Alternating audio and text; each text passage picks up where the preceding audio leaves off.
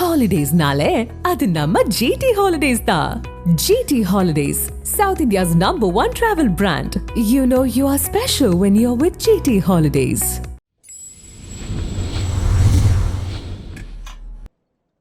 Captain Miller படத்துடைய pre release ஈவெண்ட்ல Dhanush அவர்கள் ஒரு ஸ்பீச் பேசியிருந்தாங்க. அந்த ஸ்பீச் தனுஷ் அவர்களுடைய ஃபேன்ஸ் எல்லாருக்குமே ஒரு ட்ரீட்டா அமைஞ்சது. அந்த ஸ்பீச்ல தனுஷ் அவர்கள் என்ன பேசியிருந்தாங்க அப்படின்னா, சிறு துளி பெருவெள்ளம் அப்படின்னு சொல்லுவாங்க. நான் சேர்த்த சிறு துளி இன்னைக்கு பெருவெள்ளமா வந்திருக்கு அப்படின்னு சொல்லி ஃபேன்ஸை பார்த்து சொல்லியிருப்பாரு. Killer killer captain Miller. இந்த படத்தை பத்தி நினைச்சாலே முதல்ல எனக்கு தோன்ற விஷயம் உழைப்பு. ஒரு அசுரத்தனமான உழைப்பு இந்த படத்துல இருக்கு.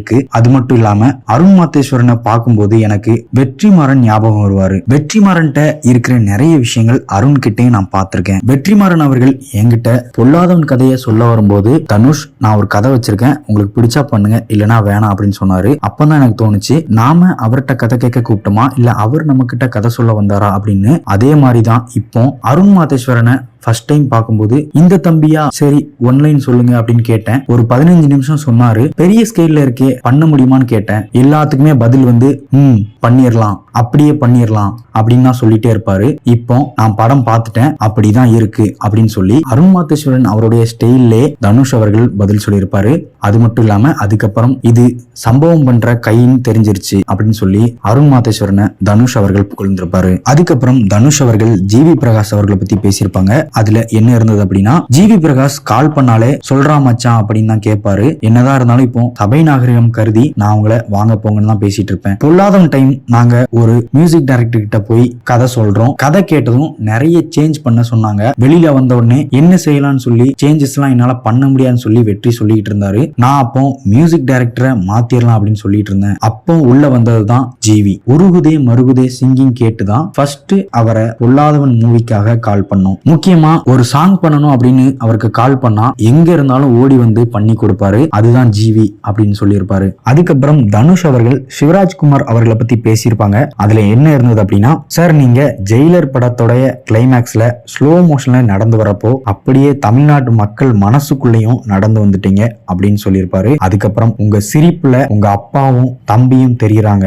முக்கியமா அப்பா பேரை எப்படி காப்பாத்தணும்னு சொல்லி உங்களை பார்த்து கத்துக்கணும். என்னுடைய பசங்களும் இங்க இருக்காங்க, அவங்களும் கத்துப்பாங்கன்னு நம்புறேன். அது மட்டும் இல்லாம என்னோட பசங்க கூட நீங்க கிரிக்கெட் விளையாடினது, அதுக்கப்புறம் எனக்கு வீட்டு சாப்பாடு கிடைக்கலையே அப்படின்னு நினைச்சிட்டு இருக்கும்போது உங்களுடைய ஒய்ஃப் வந்து அந்த ரூமே கிச்சனை மாத்தி எங்களுக்காக சமைச்சு கொடுத்தது எல்லாமே என்னால மறக்க முடியாது அப்படின்னு சொல்லியிருப்பாரு. அதுக்கப்புறம் லாஸ்ட் 30 மினிட்ஸ் கேப்டன் மில்லர்ல ரொம்ப பயங்கரமா இருக்கும் அப்படின்னு சொல்லியிருப்பாரு. அந்த டைம்ல தான் தனுஷ் அவருடைய ஃபேன்ஸ் எல்லாருமே வட சென்னை 2 அப்படின்னு கேட்டுக்கிட்டே இருந்தாங்க. அப்போ தனுஷ் அவர்கள் எது செஞ்சாலும் யோசிச்சு செய்ய வேண்டியதா இருக்கு, எல்லாத்தையும் குறை சொல்ற ஒரு கூட்டம் சுத்திட்டு இருக்கு அப்படின்னு சொல்லிட்டு தனுஷ் அவர்கள் புதுப்பேட்டை படத்துல இருந்த போர்க்களத்தில் சாங்க லைவா பாடியிருப்பாரு. அதுக்கப்புறம் என்னோட பிரையாரிட்டி என்னன்னு எனக்கு தெரியும், அது போதும் அப்படின்னு சொன்னதுக்கு அப்புறம் உங்க அன்பு தான் எனக்கு எல்லாமே, நீங்க எல்லாரும் சேஃபா உங்க வீட்டுக்கு போயிருங்க, இப்போ நான் என்ன சொல்ல போறேன்னு தெரியும், எண்ணம் போல் வாழ்க்கை எண்ணம் போல் தான் வாழ்க்கை அப்படின்னு சொல்லிட்டு இருக்கும்போது மறுபடியும்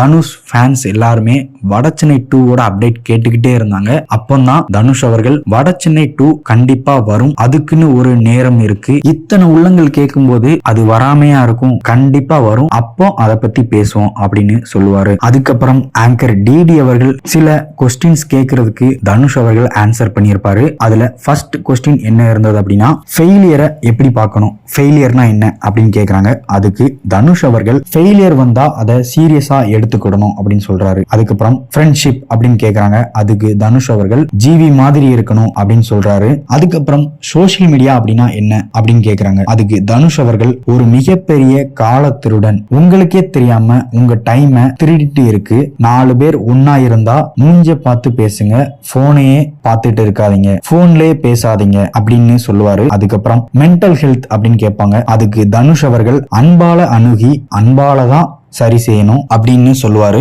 அதுக்கப்புறம் சக்சஸ் அப்படின்னு கேட்பாங்க. அதுக்கு தனுஷ் அவர்கள் இங்க இருக்க என் ஃபேன்ஸ் எல்லாரும் தான் என்னுடைய சக்சஸ் அப்படின்னு சொல்லுவாரு. அதுக்கப்புறம் ஃபேன்ஸ் எல்லாருக்காக நீங்க ஒரு பாட்டு பாடி ஆகணும் அப்படின்னு சொல்லி டிடி அவர்கள் சொல்லுவாங்க. அப்போ தனுஷ் அவர்கள் கொஞ்ச நேரம் அமைதியா இருந்துட்டு கேப்டன் விஜயகாந்த் அவர்களுடைய வைதேகி காத்திருந்தால் படத்துல இளையராஜா அவர்கள் மியூசிக் பண்ண ராசாத்தி ஒன்ன காணாத நெஞ்சு சாங்க லைவா பாடியிருப்பாரு. கேப்டன் அவர்களுக்கு ட்ரிபியூட் கொடுக்கறதுக்காக தான் தனுஷ் அவர்கள் பண்ணாங்கன்னு சொல்லி ஃபேன்ஸ் எல்லாருமே நிறைய ஷேர் பண்ணிட்டு இருக்காங்க. சோ தனுஷ் அவர்களுடைய ஸ்பீச்ல உங்களுக்கு எந்த விஷயங்கள்லாம் பிடிச்சது அப்படின்னு சொல்லி கமெண்ட் பாக்ஸ்ல கமெண்ட் பண்ணுங்க. லிட்டில் டாக்ஸை சப்ஸ்கிரைப் பண்ணுங்க.